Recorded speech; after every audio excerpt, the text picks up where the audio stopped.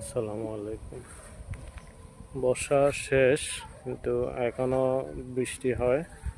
এই যে দেখেন আকাশ একদম কালো হয়ে আছে। আকাশ সে মেঘ জমছে।